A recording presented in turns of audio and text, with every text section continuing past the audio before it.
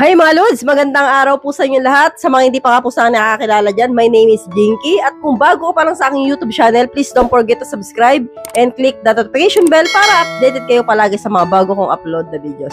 For today's video po, bibigyan ko po kayo ng malupit na technique. Paano nga ba paliyadin ng babae pagdating sa kama, no? Yung 200 kalantaas, ganun. O, ganyan. So, ganyan ang iaangat niya ng wet po niya sa kama. So, paano nga ba? Oh, kung hindi mapagantay, stay put ka lang dyan. Mag-subscribe ka muna. Free lang naman po yan, no? Maraming salamat mga Lodi. So, ano nga ba yung mga technique na ito na paano nga ba mapapaliyad ng isang babae at paano nga ba mapapaangat ng wet po, no? Syempre, Lods, unang-una, hindi mawawala dyan yung, ginagamitan nyo ng daliri. Yung ano niya, ipi niya. Diba? Inaano ninyo, alam nyo na, sinusundot. So, isa po yun sa kailangan nyo gawin para po ang babae. Talaga nga namang tumirik yung mata. Oo. Tapos, hindi na po nagtatapos doon ng lahat, no? Kailangan, syempre, una, kinakain nyo muna yung petchay and then, ginagamitan nyo neto. And then, pagkatapos po nun, ito talaga yung pinaka talagang liyad ng babae. Ito po yung kinakagat ninyo ng labi ninyo ang kanilang pisngi, no? Pisngi ng kifi. Diba yung kifi? Diba? May pisngi yan ng dalawang matambok. Diba? Sa gitna niya may hiwa. So, yung pisngi nun na magkabilaan, yung kalawat kanan, kahagatin ninyo ng labi ninyo, no? Habang sinisip-sip.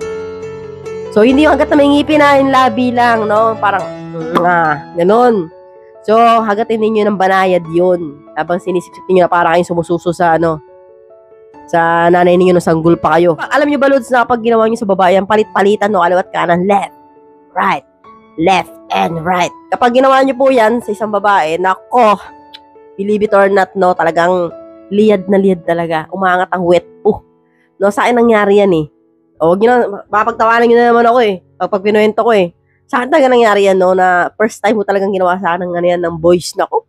Talaga nga namang unforgettable moment para sa akin. Talagang sabi ko, ang sarap pala nito. Grabe. Masarap siya na masakit, no? Pero, mas iintindihin mo yung sarap eh. So, hindi mo naiintindihin yung kirot na konti na yun kasi nangingibabaw sa'yo yung rapsa. So, kapag po ganyan ginawa nyo sa babae, subukan ninyo. Sino sa inyo naka-experience niyan? Taas ang kamay. So, sabi nyo, Ma'am Jinky, ako, nakaano na ako niyan. Nagawa ko na sa babae yan. So, ang babae, anong nangyari? Tumirik ba yung mata? So, sure ako, Lods, kapag ginawa nyo po sa babae yan, ewan ko lang, no? Baka tawagin nyo yung 10 santo. So, yun nga lang po yung sekreto, Lods, para po mapaliyad din yung babae pagdating sa Jar. So, hanggang dito na lang po tayo. I hope you learned something in this video. More videos to come. So, stay connected and see you again to my next video. God bless. Bye-bye!